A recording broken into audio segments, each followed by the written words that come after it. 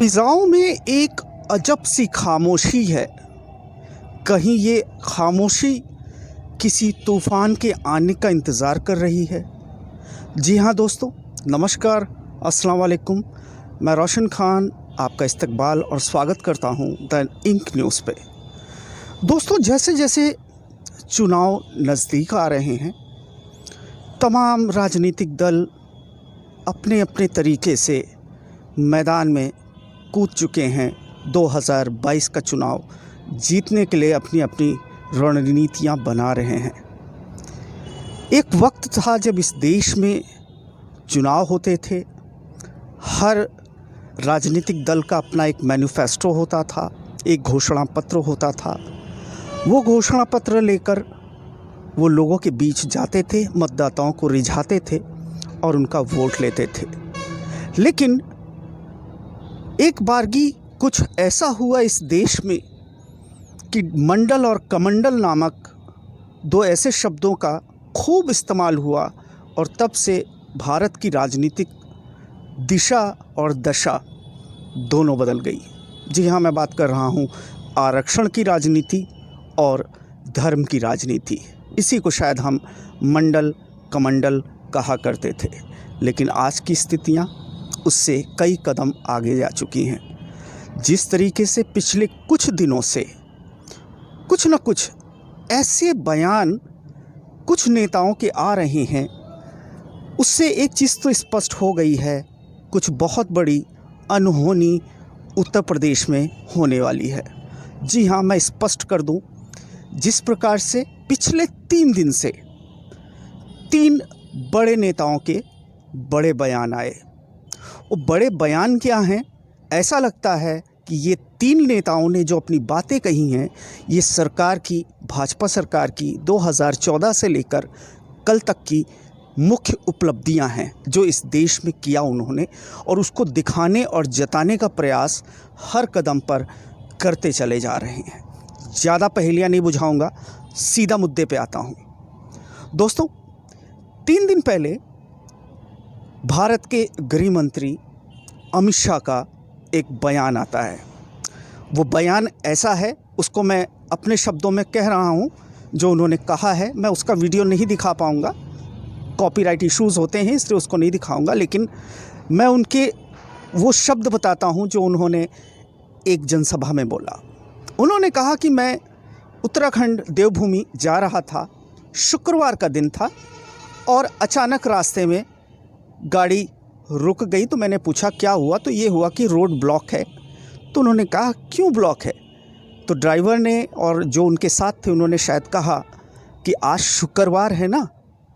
तो अमित शाह जी ने तंज कसते हुए कहा कि मुझे लगा मेरा जनरल नॉलेज, सामान्य ज्ञान क्या इतना कमज़ोर है कि फ्राइडे को भी रोडें बंद होती हैं। ये सोच ही रहे थे, इतने में उन्होंने पूछा कि शुक्रवार से क्या मतलब है, क्यों रोड बंद है? तो उनको जो जवाब मिला, जो अमित शाह जी कह रहे हैं, वो ये कह रहे हैं कि हमसे ये बताया गया कि शुक्रवार है और आज नेशनल हाईवे को रोककर नमाज पढ़ी जा रही है। इस देश का गृह मंत्री ऐसे फ्रेजेस, ऐसी चीज़ों की वो एक जनसभा में बोल रहा है। वो क्या बताना चाह रहा है, क्या कहना चाह रहा है, इसको देखने के बाद आपको भी समझ में आ गया होगा वो क्या कहना चाह रहे हैं। वो 2014 के बाद की भाजपा की सबसे बड़ी उपलब्धि बताना चाह रहे हैं कि इस देश में अब सड़कों पर नमाज नहीं होगी। और कुल मिला के 2022 के इलेक्शन को टारगेट करते हुए अमित शाह जी का ये बयान आया। ये बयान पे आपकी क्या राय है, क्या टिप्पणी है, आप समझिए, लेकिन मैं अपनी राय बाद में बताऊंगा। अब मैं दूसरे महानुभाव पे आता हूं, वो भी भाजपा के बहुत बड़े नेता हैं। पहले गृह मंत्री हैं इस देश के, दूसरे इस देश के सबसे बड़े सूबे उत्तर प्रदेश के मुख्यमंत्री हैं। उनका बयान तो और मज़ेदार था। अभी हाल में हिंदुस्तान पाकिस्तान का मैच हुआ, पाकिस्तान तुक्के से या जैसे भी जीत गई, कुछ कह नहीं सकते, क्रिकेट है, कुछ भी हो सकता है, लेकिन वो जीत गई और बहुत बुरी तरीके से इंडिया के ऊपर उसने जीत हासिल की। हिंदुस्तान में कुछ मूर्ख हैं जो दोनों तरफ हैं। कुछ चंद लोगों ने पटाखे फोड़ दिए, बयान दे दिए व्हाट्सएप और फेसबुक वगैरह पे। इस तरह की कुछ घटनाएं हुई जो कि एक आम घटना होती है जाहिलों की, जैसे क्रिमिनल होते हैं। भाई हमारे यहाँ कॉन्स्टिट्यूशन है, हमारे यहाँ रेप पे भी मनाही है, हमारे यहाँ चोरी पे भी मनाही है, हमारे यहाँ डकैती पे भी मनाही है, लेकिन तीनों चीज़ होती हैं। इसका मतलब तो है नहीं कि हमारे देश का संविधान इजाज़त देता है, ऐसा तो नहीं है ना। वो घटनाएं चंद होती हैं, उससे हम अपने संविधान या कानून पे उंगली नहीं उठाएंगे। लेकिन चूंकि कुछ लोगों ने इस तरह की हरकत की कि उन्होंने पटाखे बजा दिए, ऐसे लोगों को तो देश के बाहर फेंक देना चाहिए, मेरी भी यही राय है। लेकिन इस सूबे के, उत्तर प्रदेश के मुख्यमंत्री ऐसे वक्त पे ये बयान स्पेशली दे रहे हैं कि अगर इस देश में रहना है तो इसी देश को नमन करना है, दुश्मन देश के गुणगान नहीं गाना है। अगर ऐसा करते हुए पकड़े गए, और बहुत ही तंज भरे लहजे में कह रहे हैं कि आपके साथ वही होगा जो भारतीय सेना पाकिस्तानियों के साथ करती है। ये योगी जी का बयान था।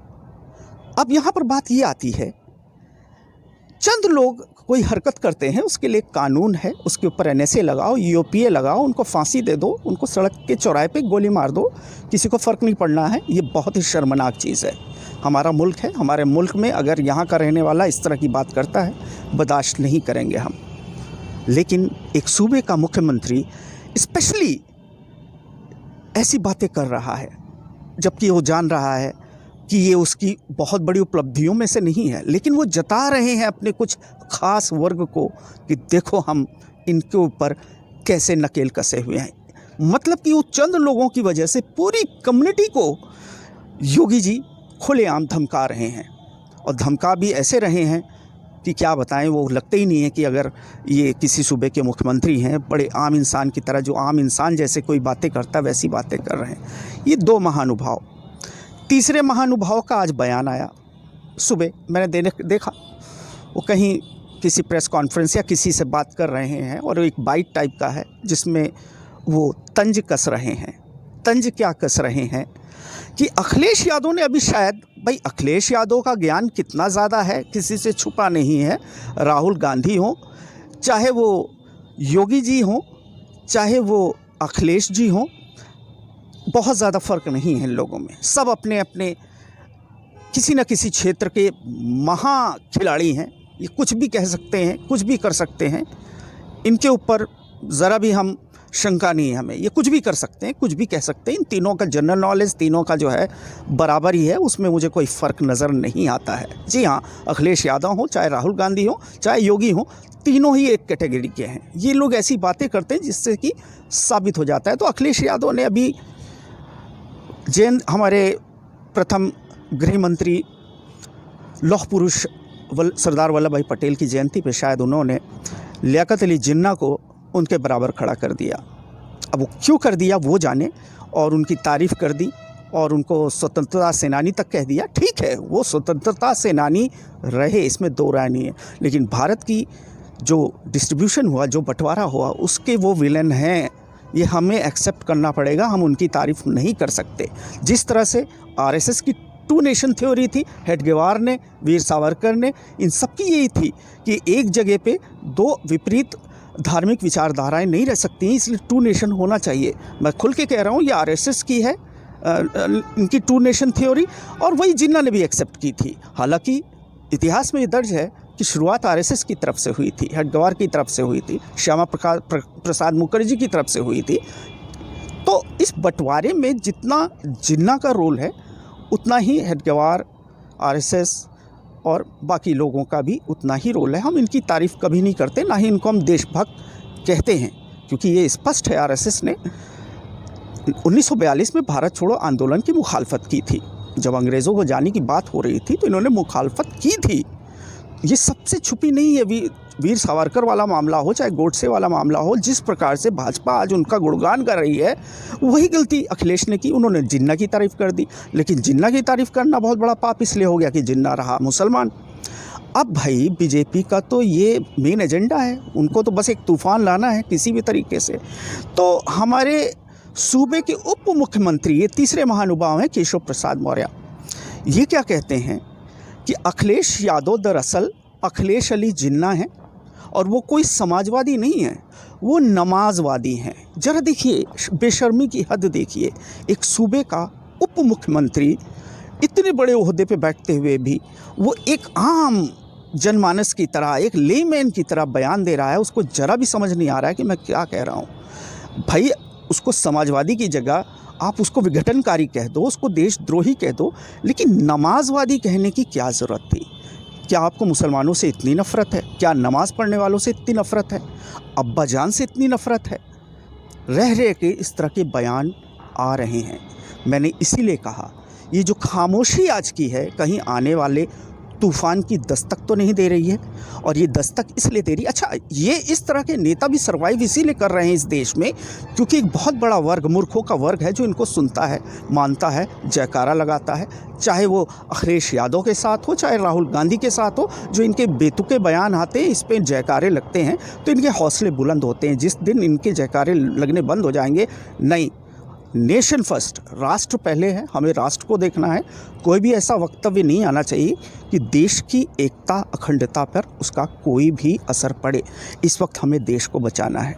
मैं जितने भी श्रोतागण हैं उनसे मैं एक बहुत ही विनम्र निवेदन मेरा है, हाथ जोड़कर निवेदन है, इतिहास आपको माफ़ नहीं करेगा।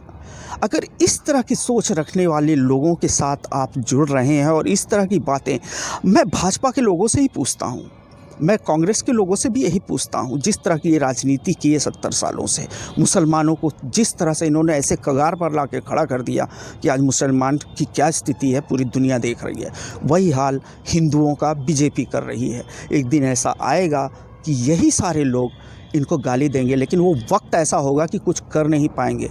एक बार मैं फिर कह रहा हूँ, इस बार अगर आपको वोट देना है तो अपने हिसाब से वोट दो, लेकिन देखो कि लड़ कौन रहा है, उस व्यक्ति की क्या विचारधारा है, किस तरह की बातें करता है, उस हिसाब से वोट देना है।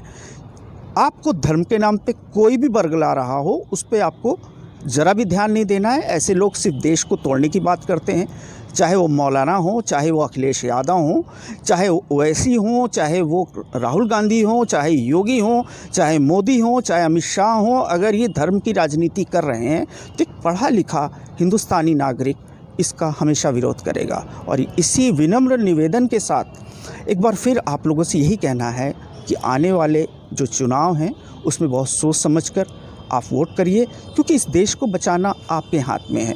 अगर आपने ऐसे लोगों का साथ देते रहे तो मैं फिर से कह रहा हूँ, 2024 के बाद इस देश में चुनाव नहीं होंगे।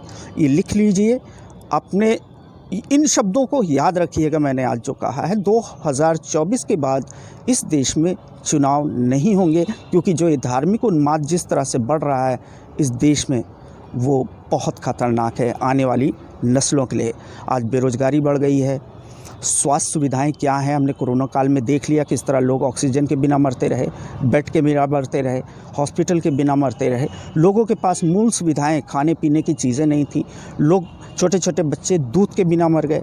सोचिए, लोगों के पास इतना नहीं था कि वो जिस वक्त लॉकडाउन में लोग चले हैं, हज़ार किलोमीटर पैदल चले हैं, रास्तों में कितने लोग मर गए, बैंकों की लाइन में लोग मर गए। जो स्थितियां पिछले 7-8 साल से हम देख रहे हैं, आने वाले वक्त में ये बहुत विकराल रूप ले लेंगी और सच मानिए ये देश बर्बादी के कगार पे जा रहा है। सारी चीज़ प्राइवेट करते जा रहे हैं। एक ज़माना था, मुझे याद है, हम लोग छोटे थे, एयरलाइंस प्राइवेट हुआ करती थी, बैंकिंग सेक्टर प्राइवेट हुआ करता था, इंश्योरेंस सेक्टर प्राइवेट हुआ करता था। लेकिन इंदिरा गांधी के टाइम में इनको राष्ट्रीयकृत इसीलिए किया गया कि प्राइवेट हाथों में रहेंगे तो देश का भविष्य जो है, लोगों का भविष्य जो है सुरक्षित नहीं है। एक प्राइवेट आदमी अगर बैंक है उसका, वो पैसे लेके भाग गया तो किससे लेंगे? तो उन्होंने सारे बैंकों को राष्ट्रीयकृत किया। आज की स्थिति ये है कि जितने राष्ट्रीय बैंक हैं उनको प्राइवेट किए जा रहे हैं। रेलवे प्राइवेट, एयरपोर्ट प्राइवेट हो गया, एयरलाइंस प्राइवेट हो गई। कल के दिन ये मनमाना रेट लगाएंगे, मनमानी वसूली करेंगे, रेट इतने ऊपर हो जाएंगे कि आम लोग रेलवे में भी सफ़र नहीं कर पाएंगे। सोचिए, ऐसा वक्त आप देखना चाहते हैं? आप चाहते हैं कि आपका गेहूं 200-300 रुपए किलो आपको आटा मिले?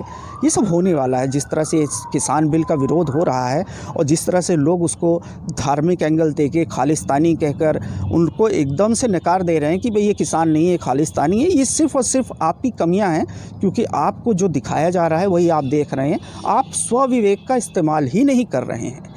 तो मेरा एक बार निवेदन है कि आने वाले इलेक्शंस में इन सब चीज़ों पे ध्यान दीजिए, सोच समझ के वोट करिए, क्योंकि ये सरकार जिस प्रकार से आप चुनेंगे उससे आपका भविष्य तय होगा। अन्यथा अगर इसी तरह से धार्मिक उन्माद फैलाने वालों के साथ आप रहेंगे तो ये देश अब बचने वाला नहीं है। और एक तरह से जैसे एफडीआई की बात होती है, फॉरेन डायरेक्ट इन्वेस्टमेंट की बात होती है कि भाई बाहर की कंपनियां आएंगी, सारी चीज़ें खरीद लेंगे तो हम फिर से ईस्ट इंडिया कंपनी की तरह गुलाम हो जाएंगे। तो अब एफडीआई की भी ज़रूरत नहीं है। जिस तरह से चीज़ें प्राइवेट हो रही हैं, ये यहाँ के देशी बिजनेसमैन ही आपको गुलाम बना लेंगे। आपको नौकरियां उनसे लेना होगा तो उनकी शर्तों पे लेना होगा आपको। आप किसी का विरोध नहीं कर सकते, आपको आरक्षण मिलेगा नहीं, क्योंकि आरक्षण सिर्फ सरकार दे सकती है, प्राइवेट कंपनियों में आरक्षण लागू नहीं होता है। तो कुल मिला के आप चारों तरफ से बनते चले जा रहे हैं। आने वाला वक्त आपके लिए बहुत ही काल कोठरी साबित होगा, इतना समझ लीजिए। तो अभी भी वक्त है, जागो, देखो, समझो और अपने स्व विवेक का इस्तेमाल करिए। और ये धर्म की राजनीति, जात की राजनीति, भाषा और क्षेत्र की राजनीतियों को तिलांजलि दीजिए। मैं एक बार फिर विनम्र निवेदन के साथ आपसे विदाई लेता हूँ। जय हिंद, जय भारत, जय संविधान। नमस्कार, अस्सलाम वालेकुम।